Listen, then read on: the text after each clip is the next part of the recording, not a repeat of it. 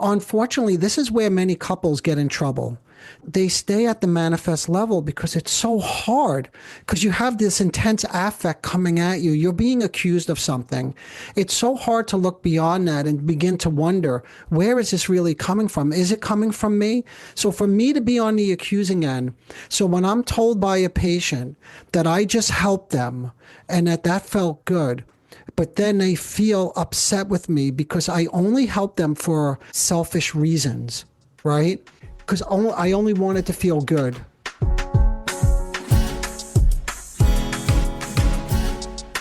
Hello, everyone. Welcome to the Narcissism Decoder. I'm your host, Dr. Anthony Mazzella.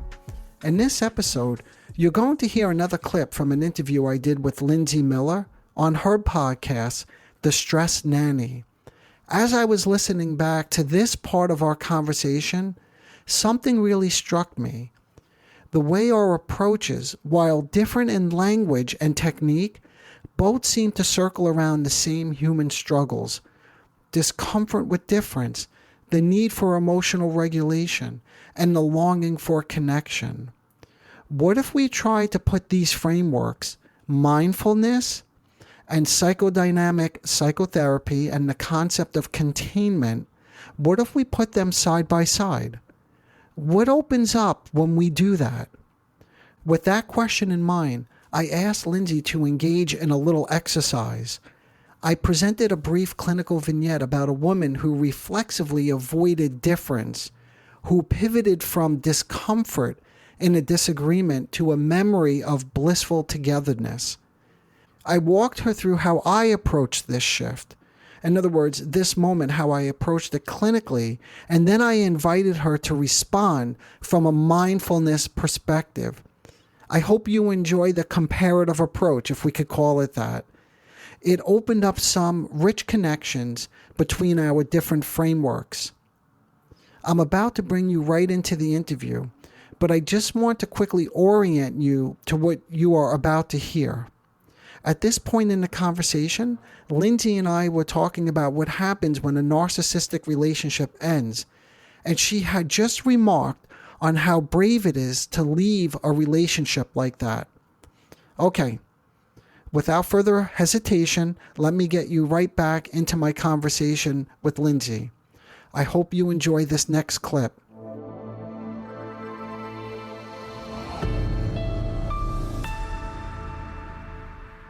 You said brave, and I say yes, brave, because it takes a lot of courage. You have to muster up a lot of, even just to leave this kind of relationship. Yeah.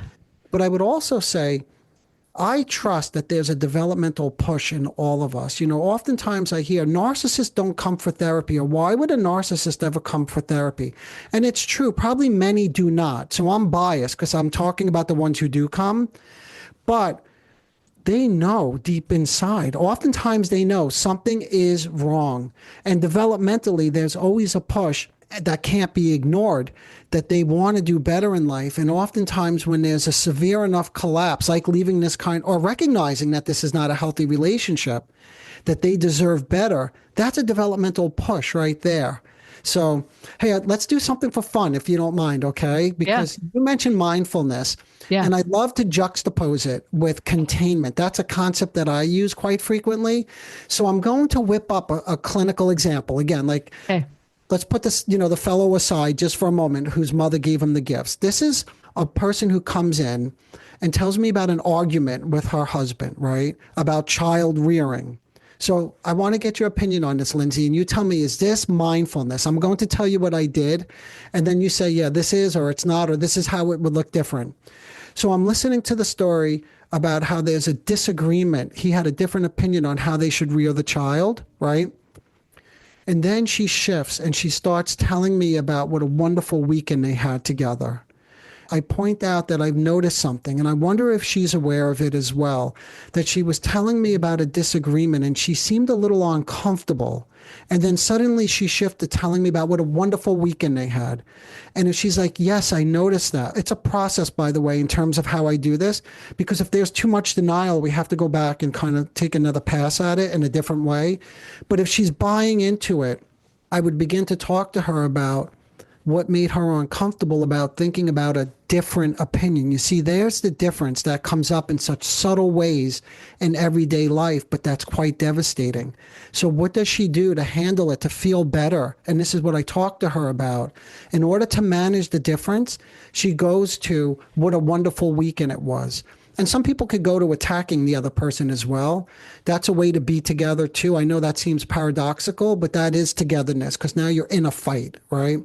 But in any matter, slowing her down and then recognizing the shift to a blissful, right? There's your narcissistic relationship, and why it's important for me to track this, in my mind at least. Would you call that mindful? I'm just curious. This is where I'd love to have a little dialogue with you. Would you call that mindfulness, or is that a little different? Yeah, no, I would definitely call that mindfulness. Because again, if we're looking at like what's going on inside of me, what's going on outside of me, and then making a choice on purpose, right? Like if you're noticing the distraction or the detour, and then you're bringing attention to like the discomfort, and then she's able to sit in the discomfort, recognize the context, what's going on outside of her that maybe prompted the discomfort, and then work through it with you.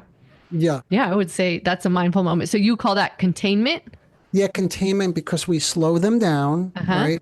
And then we develop what's, again, another fancy word, but it's called mentalization, a capacity to start to reflect on one's own inner state.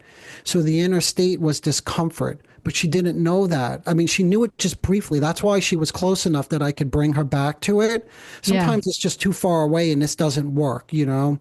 Yeah. But yeah, we would call that containment, which is not just sitting there listening to somebody, but it usually starts with validating, you know, if they're dysregulated, like really upset or angry about something, get them into a more regulated state, and then to start to ask these inquisitive questions to help them begin to develop a capacity for self-reflection, which they could take with them when they leave. Yeah. Yeah. Yeah. That's so fascinating too. And I love how granular you got in terms of noticing the nuance, like that mindful therapy for sure, right? Yes. In terms of like, is this within like her ability to tolerate? Right. Because I think we do that with kids too, right? When we're trying to kind of help them grow through something or trying to navigate something, we're like, is this going to put them over, or are they in a position they could talk this through? And so I think that that's such a great awareness in terms of working with a situation where you're seeing something and you're wanting to give the person an opportunity to see it as well, but in a way that they can tolerate.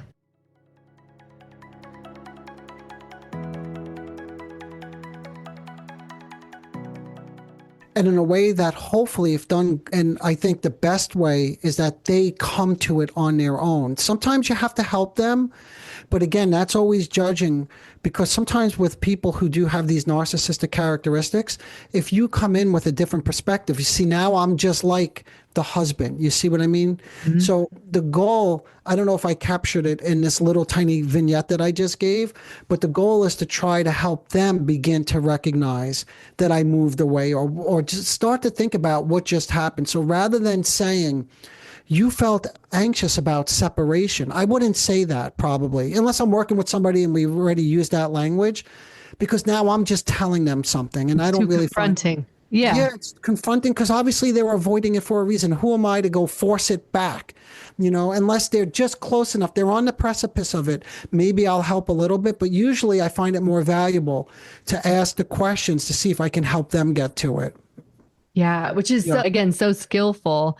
And I love that about your approach, is that it is like empowering at its core for a situation that is not at all empowering. Right? Right. Yeah. Yeah, because they're feeling, so who knows what? That's the whole point. Like, we don't know what they're feeling. So who am I to assume unless we start getting closer to that? Because that's the whole beauty of, you know, to go back to what we said before, the illusion of togetherness is not to feel deeply. It's all about just being admired, just being recognized. Yeah.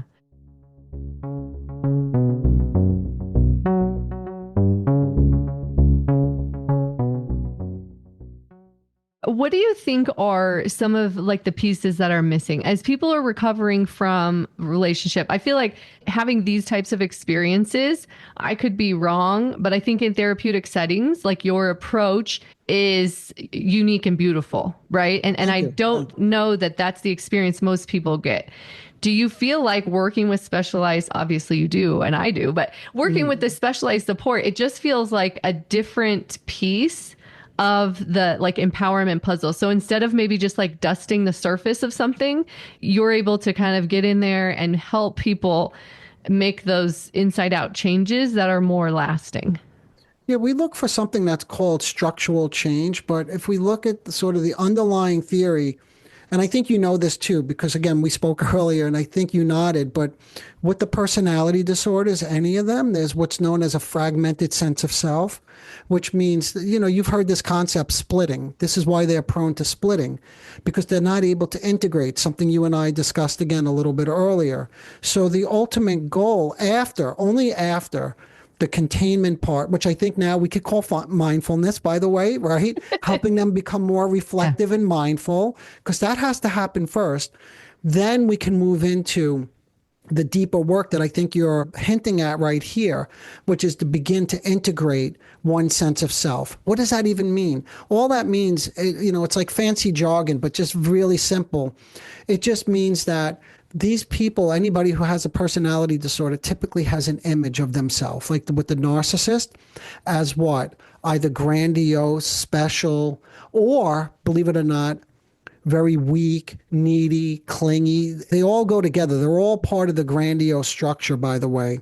So we need to help them begin to integrate these very different self-representations, because when they're split, they could feel one way one moment and another way the next, and it makes for a very disintegrated life. But the other piece is they also project this, as you know. So they don't just see themselves in this way, and they see you this way too. So one minute you're the best, you're amazing, you're wonderful, and the next minute you're not very valuable anymore. So it makes for tumultuous relationships. And that's where these people who have these narcissistic traits typically struggle the most, is in intimate relationships. They could do pretty good at work, by the way. You know, they even rise to high levels of achievement at work. CEOs, lawyers, you know, they really do well, especially if they have a lot of people working under them. That works, you know, in their favor. Yeah. Thank you for all the different pieces of perspective you just shared, because I think that there's so much value in recognizing that like these types of moments or traits or tendencies show up in a lot of different places, right? And like you're saying, they may be something you're like just having an inkling of, or they may be something you really understand and kind of are identifying with. But along the way, as we can like pick up on different tendencies or work with different tendencies in a mindful way, there's the opportunity to move through some of the work of healing or growing or relating in a more healthy way. Yeah, and we could be more specific. Like healing, then, in my opinion, in a psychodynamic perspective for personality disorders, is then that integration, developing a more integrated sense of self. When you're more integrated, you project less. When you project less, that means that people in the environment are less angry. We didn't even talk about anger yet. And if they're less angry at you, right, then you have friendlier relationships, because not everybody's out to hurt you or not hold the door open for you because they don't like you or something like that. Yeah.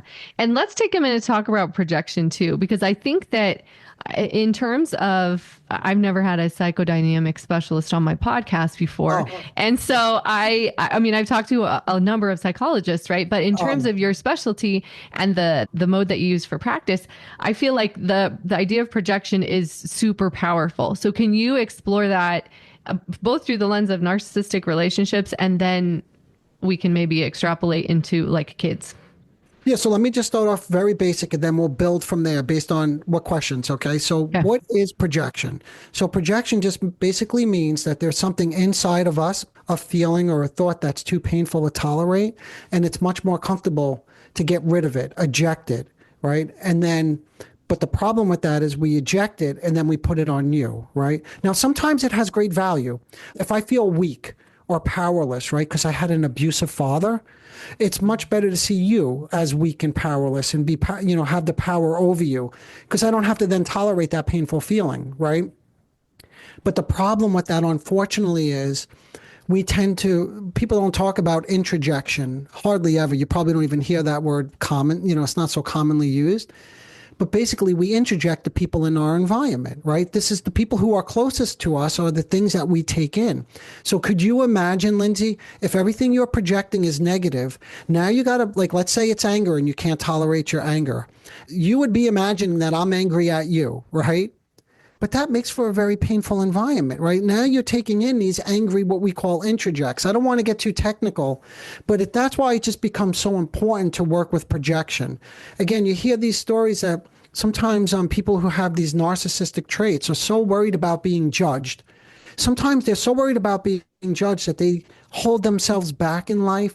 They hole up in their apartments or in their house. They think that if they go outside, their next door neighbor is going to be critical of them, right? Because they didn't mow their lawn. I don't know, something like that, right?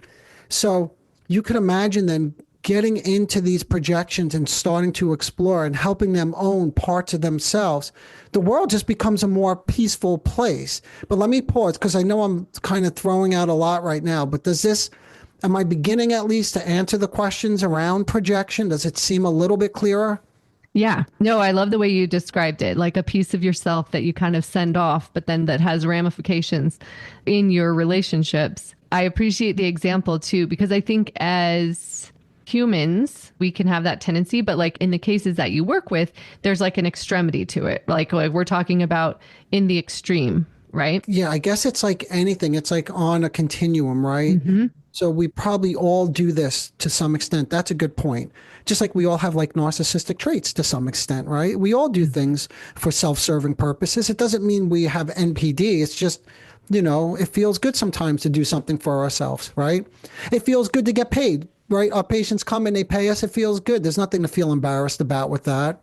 But yeah, so there are different levels of it. And then depending on the level and how much they project and how hostile that projection, yes, then it becomes more serious and then more urgent for us to begin to address that very early on in the treatment. Yeah.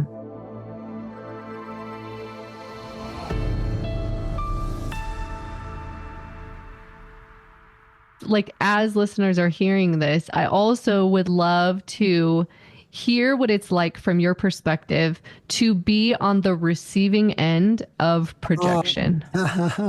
That is complicated business, right? Because unfortunately, this is where many couples get in trouble. They stay at the manifest level because it's so hard, because you have this intense affect coming at you. You're being accused of something. It's so hard to look beyond that and begin to wonder, where is this really coming from? Is it coming from me? So for me to be on the accusing end, so when I'm told by a patient that I just helped them and that felt good, but then they feel upset with me because I only helped them for selfish reasons, right? Because I only wanted to feel good. You see what I mean by that? Now, if I don't step back and say to myself, is there something to that? I have to take that seriously. Maybe I was selfish in the way that maybe I was too like over the top or telling him what to do. By the way, I never tell anybody how to live their life. I'm more likely to explore why they're not doing something. I hardly ever give advice. It's just kind of the psychodynamic approach because I'm no expert on anybody's life, But if I get caught, sometimes I may get caught up on that and I have to question, did I accidentally do that? Did I do this? So that's the first step, Lindsey, is for me to really reflect on, is there something here? Is there a grain of truth? And if there is, then I'll say, you know what? You're right. I didn't realize that I did that. And I apologize. Just recently I told someone that they need to look for a job. This is someone I'm treating who's living at home. I have patients like this in my practice, that's part of narcissism. They retreat sometimes. They can't get out. Remember I said they fear that they're going to be judged or they'll fail, whatever. And I said, you're right. I stepped into that inadvertently. I need to step out of it now. And we need to look at it together, what happened there. So anyway, that's a long answer to the question. But the first step is for me to reflect and to think, is this coming from me? And then if it's not, then the next step is to help them begin to see, slowly begin to see how this might be coming from them. And that's a very slow, delicate process with just very basic exploratory questions initially, because we said it a moment ago, they're getting rid of this for a reason, and I don't want to shove it back in them prematurely, because then they're going to feel attacked by me, which is not really by me, but it's putting something in them that they don't want. Yeah, it's so interesting because I think I love the idea of like reflection and then mindful response, right? So like reflection on whether there's any veracity in what was spoken. And then if so, a mindful response to either reconcile or own or just work through. And then if not, to take a minute to invite exploration. Yeah. Yes. And I love when you keep bringing it back to mindfulness. I love it because I'm always so curious about this and I wonder about the overlap. That's why I appreciated that you did that little exercise with me earlier with containment and mindfulness. If this discussion is resonating and you want to hear more, stay tuned. I'll be sharing another clip real soon. But if you're eager to dive into the full conversation now, you can head to Lindsey's podcast. I'll include the link in the show notes below. As always, if you have any questions, observations, thoughts about any of the content that you're hearing in this conversation with Lindsey, feel free to reach out to me directly. Okay, until next time, bye for now.